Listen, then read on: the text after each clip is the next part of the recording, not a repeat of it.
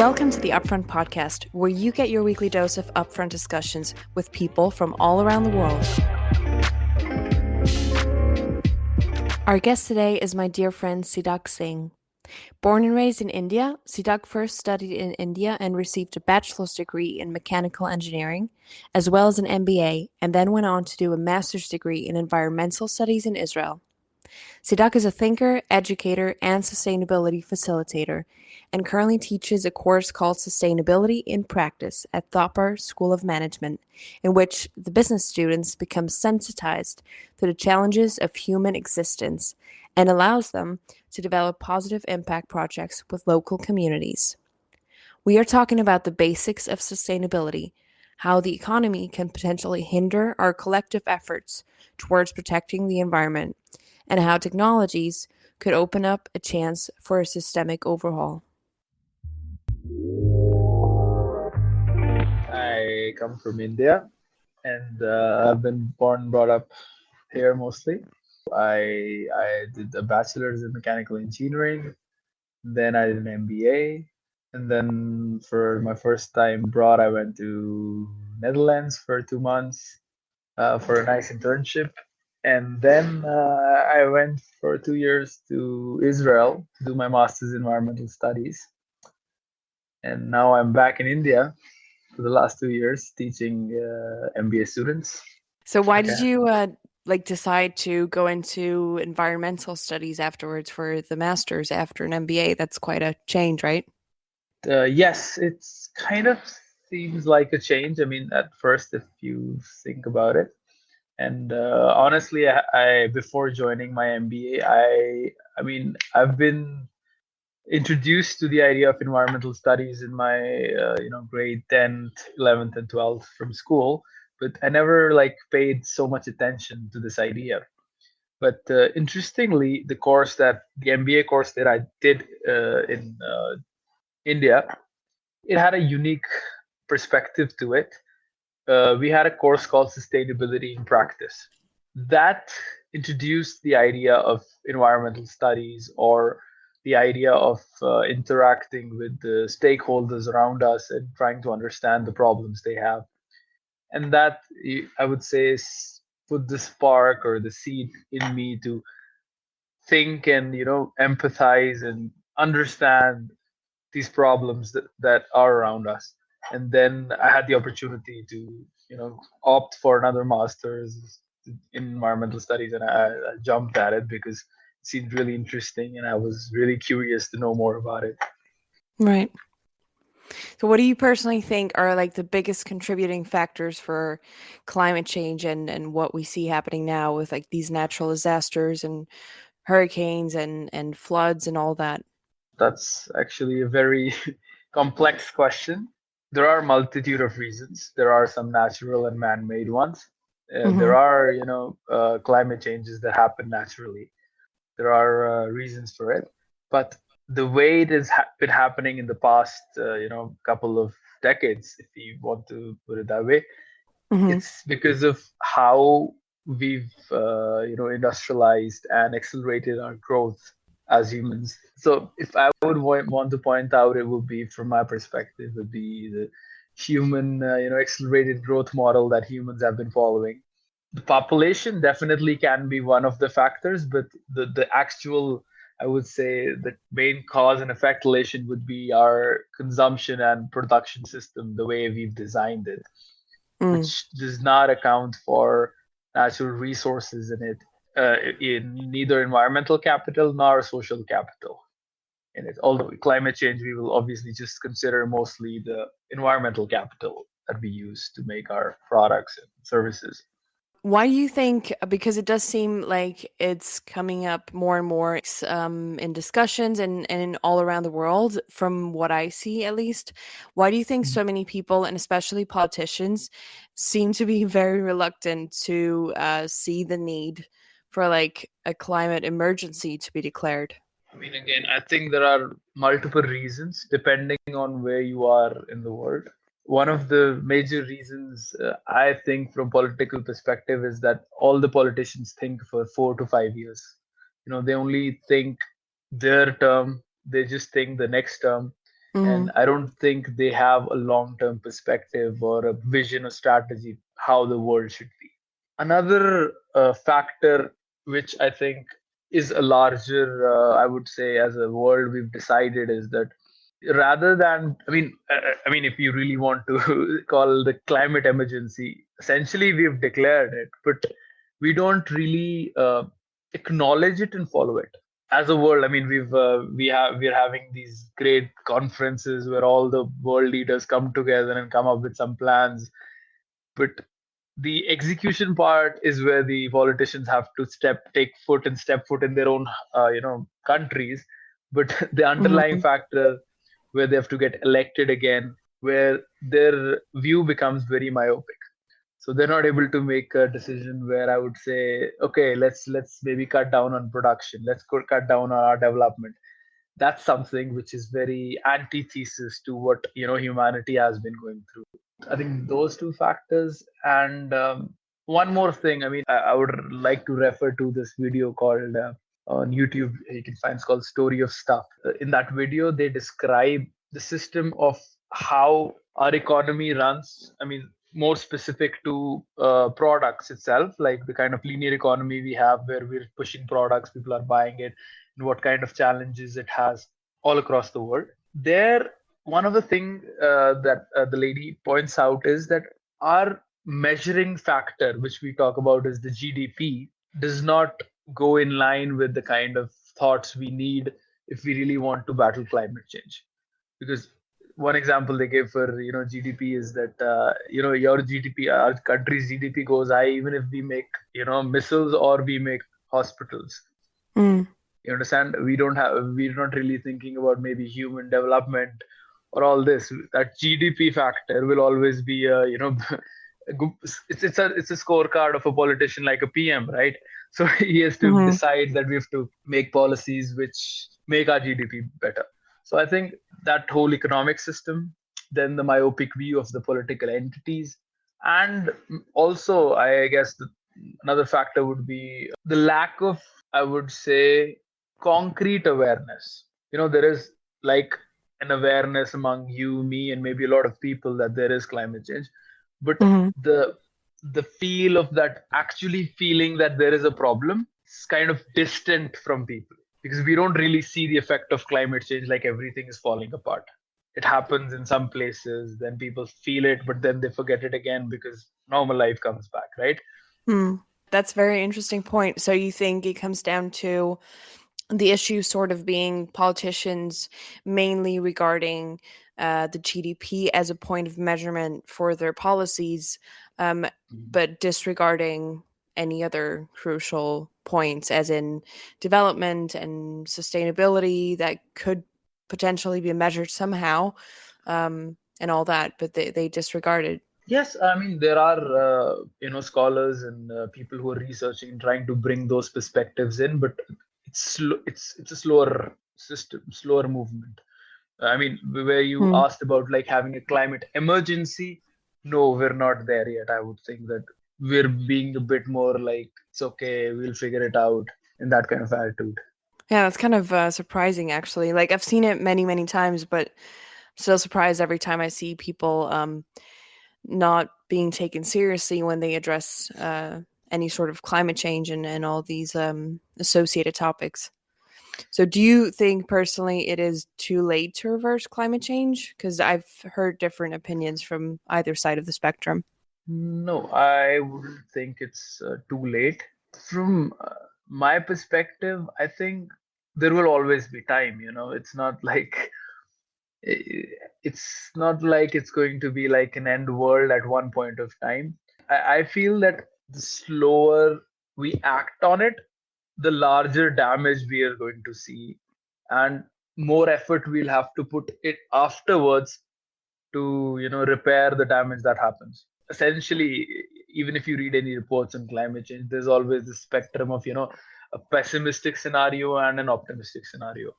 So Right. I would consider myself in like the middle and above, a bit towards the optimistic side, because from my understanding, the problems that will happen also will just kind of have to figure out how to deal with it. Maybe there would be a larger population which will be affected, but Mm. I think there will always be a solution.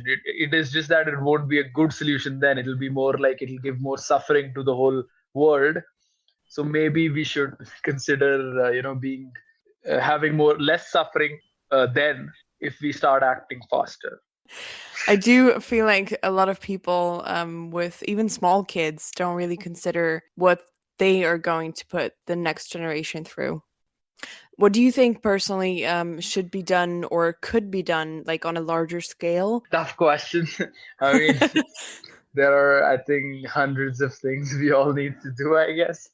But in general, I mean, I think it requires a certain amount of, as you said, that awareness, revolution, or where people become more conscious of how things work.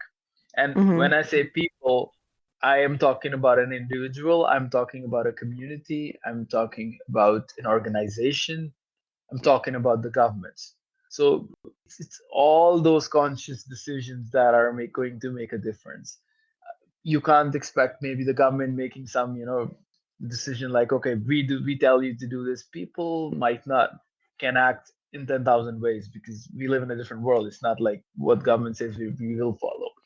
So I think those conscious decisions will affect. And I mean, if you want, I mean, a bit more like rational solution is maybe the scientists will help us. We'll have some technological advances, but on a larger scale, it would be a balance between, the technological advance, but we also have to become more. We have More to become, personally aware of it? You think yes, that's where it starts? personally aware. I would say another word. The West. I don't know, really likes this word or not. Self control is something we all need. In the Mm. way we, interact with this world, the way our consumption patterns have become today. Those have to come down. We also, I mean, it's like the technology can make everything only that much optimized, but we will have to choose to maybe consume less because that's the only way, I guess. The cycle, we're the ones who are, the end of the cycle. If Right, but with like the Yeah. Industrial Revolution also like sort of led us, I think, Mhm. to the state where we are in now, where sort of the world has become a lot smaller. We can travel more, well, apart from COVID right now, or Mhm. very restricted, logically. But I think that we can like order stuff online from literally anywhere in the world has Mhm. its advantages, but then also that does become, I don't know, a difficult factor in a personal, like individual decision on what to do. Like, do you want to maybe save money and buy something from China instead of like Mhm. buying locally? But then you have fossil fuels and all that goes into like kerosene, the airplane. But then also, I think what people seem to actively sort of ignore is meat consumption, right? Exactly. I will get to, I think, meat consumption part, but the first part you definitely described very well. This is a dilemma I think every person has to face. You have to make that conscious choice. I mean, this definitely, the globalization has brought a lot of benefits to us. We can have, any Hmm. fruit or vegetable any time of the year. It sounds Right. amazing, but it's not a good idea. It is not a good idea for the environment. It's not a good idea for the person who's consuming also. You can find different, different kinds of evidence for all this. I mean, it won't be optimal if you really want to tackle climate change. And why I said that all of these entities and individual and organization and government, everyone's involved in it, because it's a very complicated problem. It's I mean, it's a wicked problem. So wicked problem is a kind of complex problem. There is no one solution. There is a plurality of solutions. So every stakeholder which looks at the problem will have a different solution to the problem. Makes sense. So these kind of problems are very hard to solve, right? So, and climate change or the kind of things we're talking about right now are all wicked problems. So that is why it is not easy to say, okay, maybe we'll take just this answer and things will be fine. Take a phone, for example.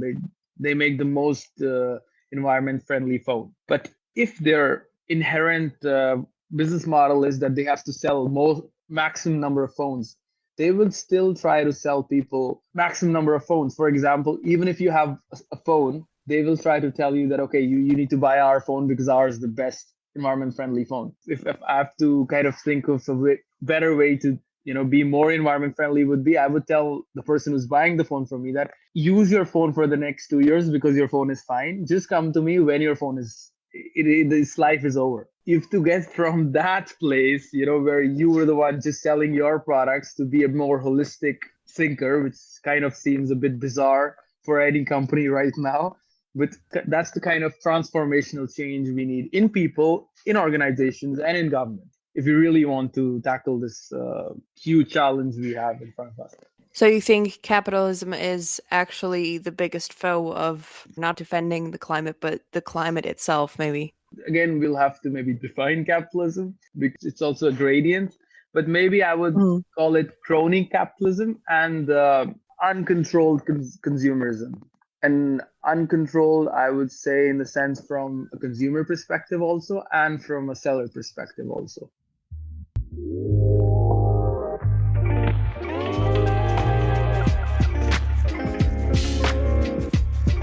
That actually brings me to the next question about plastic use, Okay. which everybody's sort of addressing at the moment. Well, not everybody, I wish, but a lot of people are talking about right now, which has also to do with like finding an affordable product that you can produce at a large number for a very low price, which is accessible and so on. So there's many economical factors that play into why this production is still so high, I'm guessing. But then it is one of the bigger problems when it comes to like protecting the environment, right? Microplastic organisms that float around everywhere and literally go into our water and infiltrate sort of all of our smaller environments. Do you think there is a way, because specifically from India, I've actually seen a lot of videos about a way from going from excessive use of plastic into a more sustainable material being used in its place? Crazy amount of plastic we're generating, and thinking, I was just imagining that have you seen the video of that island in Pacific Ocean, they say, which is made of plastic? Oh I mean, it's God, not yeah. really it's not really an island, but yeah, it's the amount of plastic there is just crazy insane. So plastic is a very interesting I would say thing to discuss. This is usually people don't get to hear this side of it, that plastic has actually brought us a lot of efficiency when we started with it, because transferring a lot of things in glass, and some of the things were getting, like some food was getting destroyed or its shelf life increased without even adding any chemicals. So that way plastic was a very good boom when it came. But when we became into the habit of putting plastic everywhere, it just became very problematic. We never also thought that what will we do with it? The companies who were using it, they get it really cheap. It's like it's kind of a byproduct of fossil fuels. It's the cheapest thing you get when you extract a lot of things from the fossil fuels. We have gas, we have diesel, we have natural gas, all this stuff, and then we also have stuff which makes the plastic. So it's kind of a byproduct. It's one of the most cheapest ways of covering things, for protecting things, for delivering things. So that's why it became so popular. But what you were asking after that, what kind of solutions that are coming, there are multitude of solutions, honestly. I mean, I was lucky, even in the lab I was working in Tel Aviv. We had one of my co-workers was working on a bioplastic made from polysaccharides. So that's like you make it from algae. So you extract some substance called polysaccharides from the algae from the sea, and then you convert it into plastic. So this is one kind of thing which is called bioplastics. So they want to create plastics which degrade faster than normal plastic would do. Another kind of innovations that are happening, you might have seen in India also, is we are trying to use things which are alternative to plastic for the same purpose. For instance, jute bags, We have in the south of India, there are disposable plates. They use banana leaves instead of disposable plates, and they've been using it for a year, like hundreds of years. Oh, So I they saw never, that. Yeah, that's amazing. yeah. And even in Sikh gurdwaras, they serve the food first of all in plates which are washed, like steel plates, so they're reusable. And if they want to give something, they give it in small bowls made of leaves, leaves of some tree, and they're handmade from like local villages. Very, they're just like leaves, so you can just throw them off and they'll just get back to the mud. So there are amazing, interesting innovations out there. But what I want to highlight here is that there is no one, I would say, one solution to the whole plastic industry. Like, for different purposes, there are different kinds of solutions that are coming, and I'm pretty positive. One of the things that I feel we, still have to work with is the economics of it. As you have rightly pointed out, the current plastic is so subsidized because of the costs of, the way fossil fuel industry subsidized all over the world. So plastic becomes very cheap to make. The costs of plastic, the cost of, clearing the plastic or putting it in the landfill, of putting it in the sea, and the losses it causes to the marine life, and all the losses that occur after the use of the plastic itself by the consumer, the person who's making it or the company who's making it does not bear the consequences or the losses. That's Right. why they still keep on using it.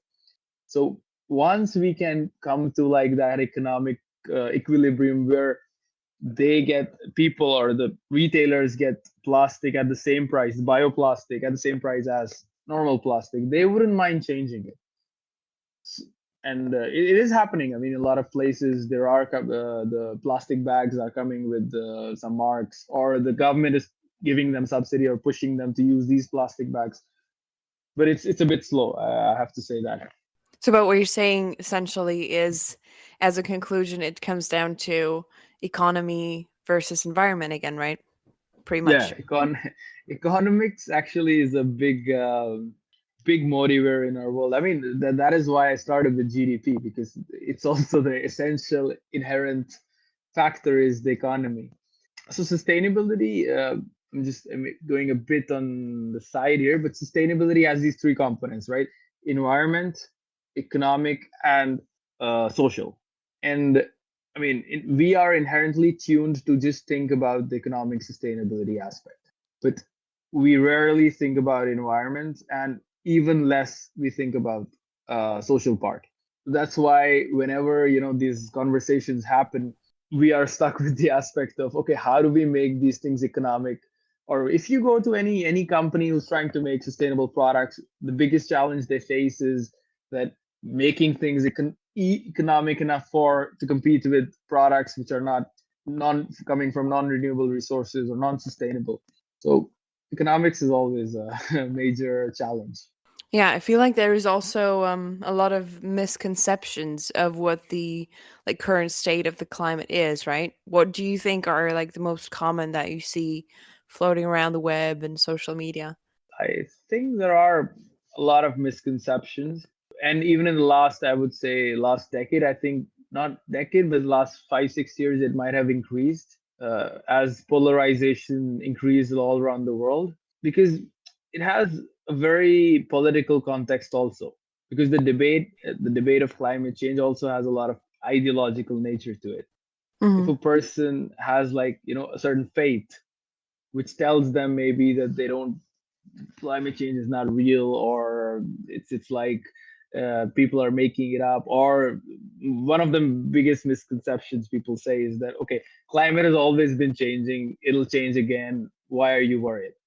Which I think, it's hard to challenge it if you really don't understand the science behind it.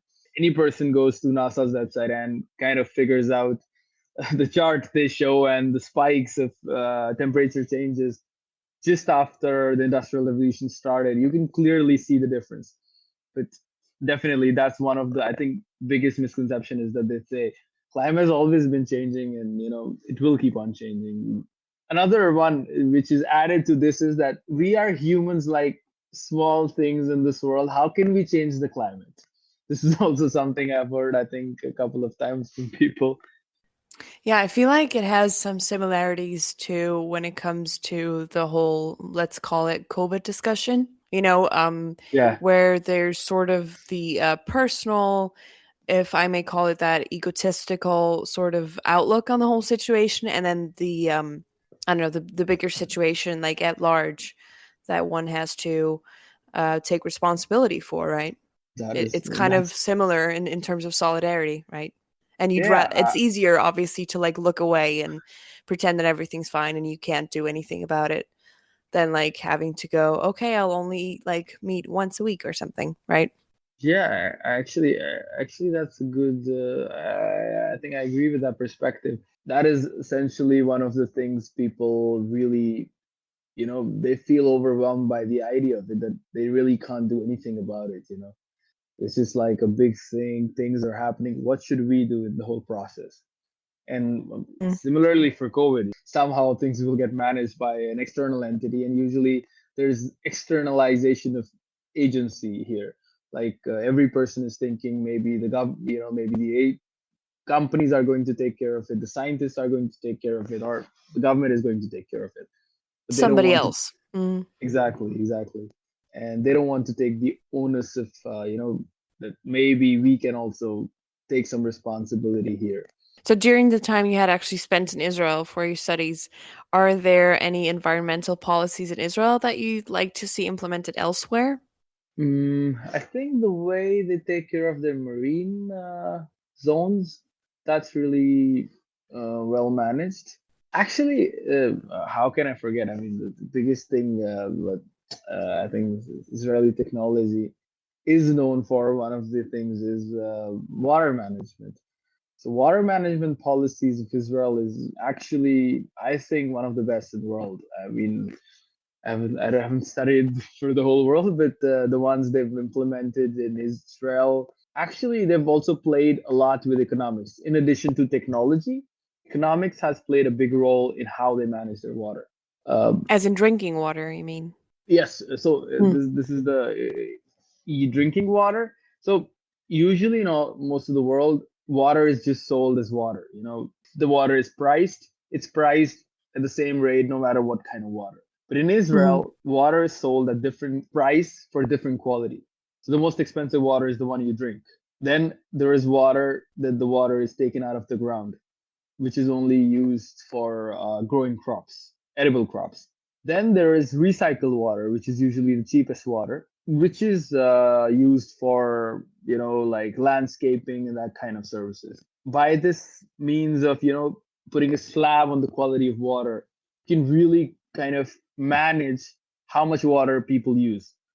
So agriculture definitely stops using a lot of water when it's more expensive than the other kind of water that is available. And the same goes for maybe drinking or the ones that you use in home purposes. Interesting ways that I think is should be implemented elsewhere, especially in India. I would highly recommend, especially in my state, Punjab.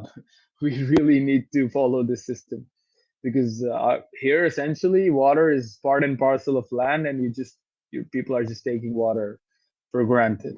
Right. What actually brings me back to the whole economical dilemma when you think of some countries on the continent of Africa where Hmm. they are being pretty much stripped of their water and that is being sold by big companies that we all know the names of Hmm. for an extreme price somewhere in Europe, right? Yeah, So that is also, I think, a big difficulty there because that's a huge continent that people tend to sort of ignore if the situation, for example, in Africa would already get better.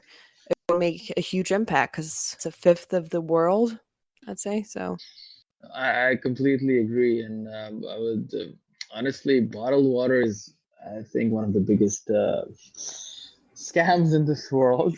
Honestly, and it's in because plastic again, usually, right? Of course. How else we're going to transfer billion liters of water from one place to another? I honestly believe that's one of the biggest scams, and it's just not only. I mean, in Africa, definitely, it's even more drastic when you're sending it off to other continents. But even in the countries themselves, we also know that there are even we have some states which have less water, like they're dry states in India. The people are Hmm. setting up water bottling stations there, and they're pumping water out of, what do you call this, groundwater. And Mm. same also in Israel. I mean, that thing is actually common all over the world, which I find very absolutely absurd in a world Hmm. where we actually essentially we consider water as a right. So how can we take away water from communities and sell it off to different worlds? That's completely, for me, that is a big problem. If I want to extend this argument back to what I was talking about, products also. So any product, when it's made, requires a lot of resources, and make them in countries maybe in Africa, Taiwan, or anywhere where either the labor is cheap or the resources are cheaper. We're doing kind of the same thing we're doing with water. Although it's not so apparent with water, it's very clear that when you take water from a community which is doing subsistence farming, they will not be able to grow their food. And it's a similar case when we're taking rare earth materials for making phones in Congo. It leads to conflict. It leads to bad situations. So it's kind of connected with all the products we make when we're trying to say, okay, we're gonna make it in Bangladesh because the labor is cheap. All our clothing is coming from there, but we Mm. forget that that means we're exploiting people elsewhere to make something for ourselves, which is again, economics. From a consumer point of view, it's beautiful because he's like, okay, I can get 5 shirts for $1. It's so amazing, but they forget the price, who else is paying for it. The Mm. economic term for this is externalities.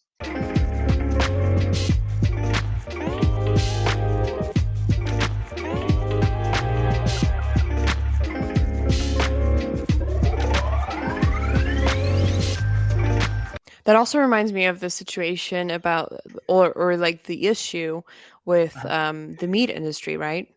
Yeah, That is the main concern. The actual cost of production of that much meat for so many people in a completely overpopulated world yeah. is horrendous. But then we want to buy very cheap meat. Well, I mean, some people want to buy Exactly. very cheap meat. Yeah, that leads to more issues.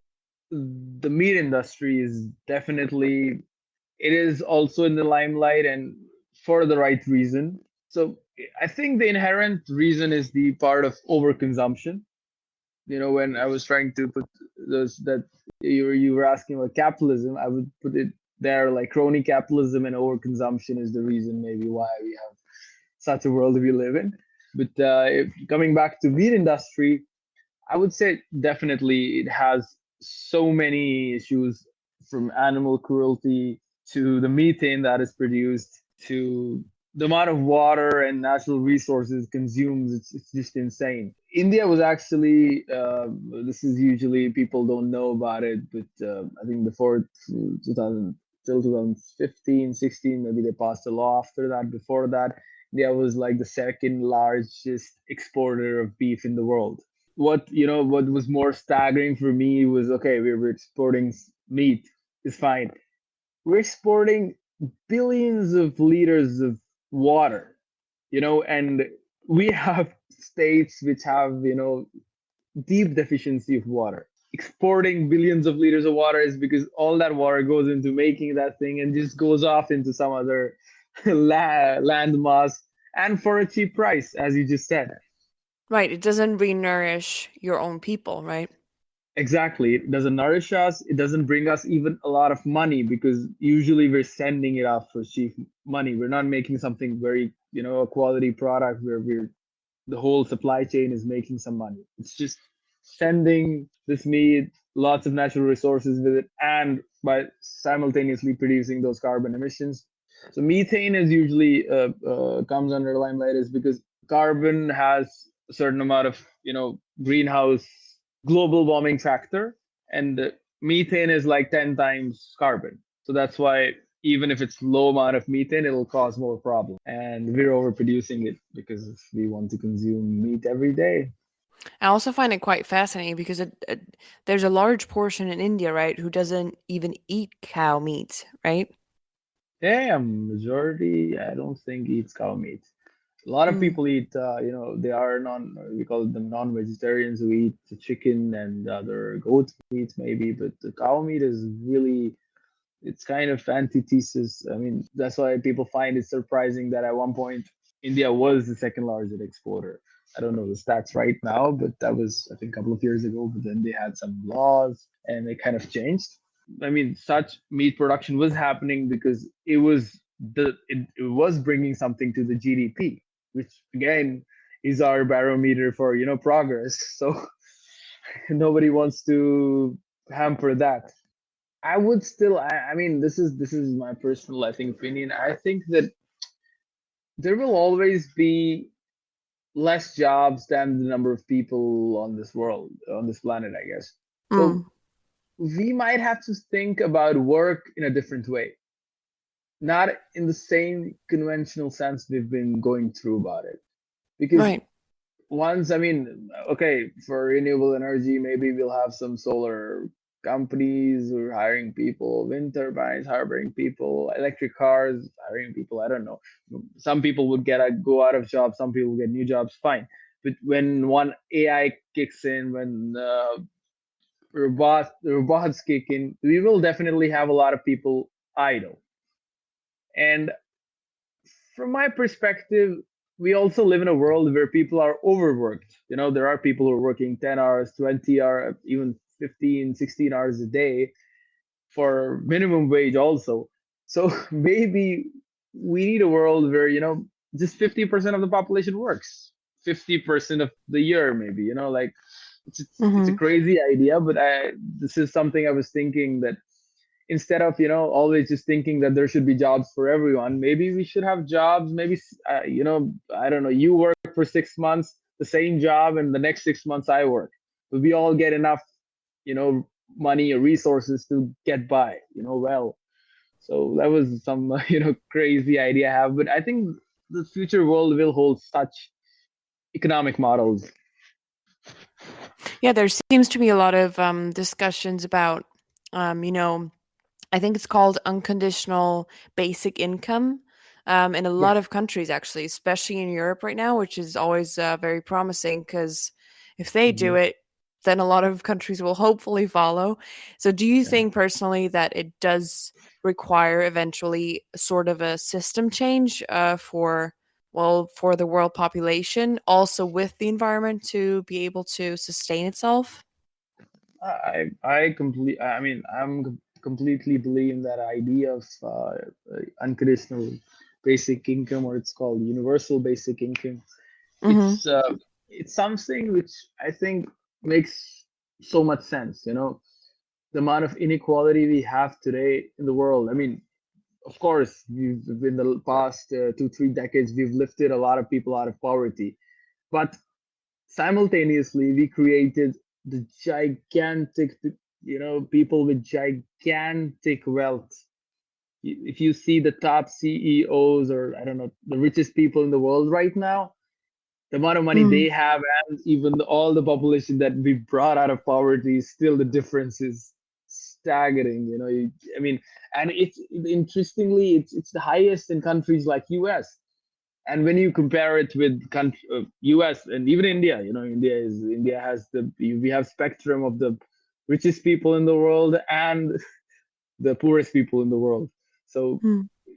as long as we have that kind of inequality, we need systems which will bring people enough resources.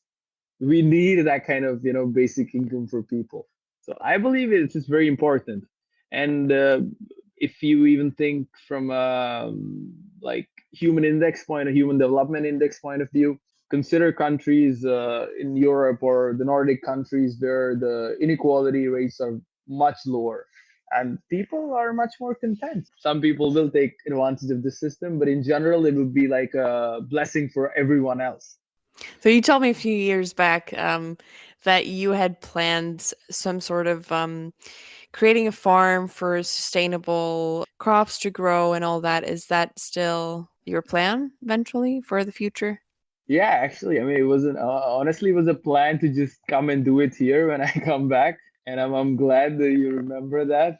And I always think I have told so many people in Israel that I'm going to do that. Now I feel guilty about it. So Like you my have to. yeah, exactly, because I want everyone to come visit. So yeah, I'm fascinated, honestly. Uh, a lot of I learned a lot of things. I think in staying in Israel, not I mean agriculture. I did interact with a lot of technologies and stuff. That wasn't what I was interested in, but and I also got to be in a lot of farms in Israel. So I think that was also a bit of motivation for me.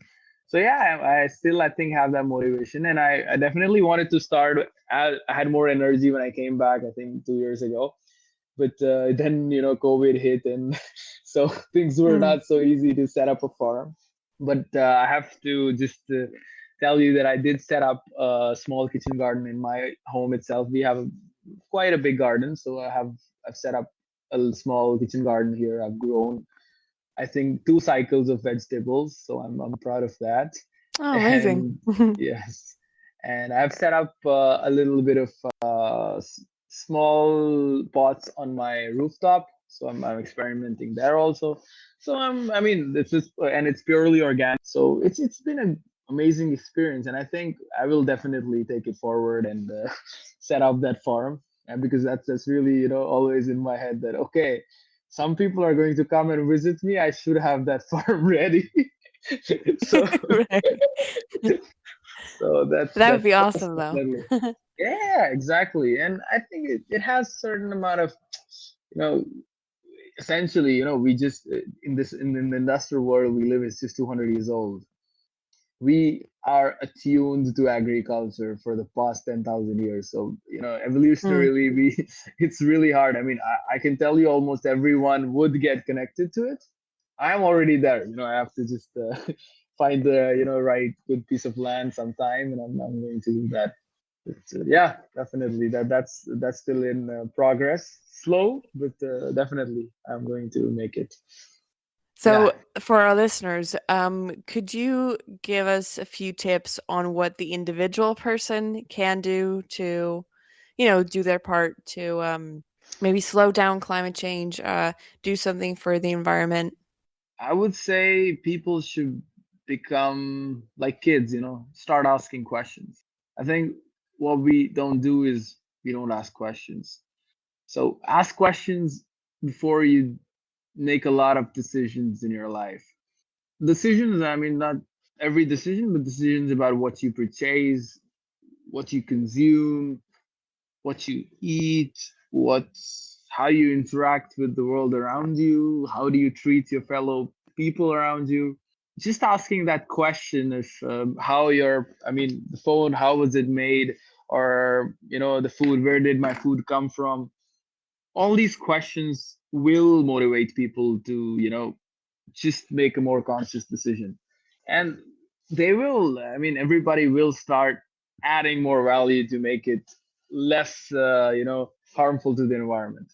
If we start asking questions and slowly start making decisions which are like a collective conscious, we will be fine. I think we'll be fine. That's good to hear. Not such a bleak outlook then, after all. We just need to just have a little knock on the head. Sure, sounds like it. I don't think there is anybody who's expert in either climate change or what should be done about climate change. People know a lot of things. We have to take them with a grain of salt, understand it, question it, and then make our own I would say judgment after good critical thinking. And I would like to add what a bit more about what currently we're trying to do at our school, which I think is very interesting, unique also, but I think interesting Oh, yeah, please is do. yeah. So you know I think that is the question you also asked, that how did you go from MBA to environmental studies? So I want to take you back to that course, which is called Sustainability in Practice. So that course actually got me into, I would say, this idea of environmental studies.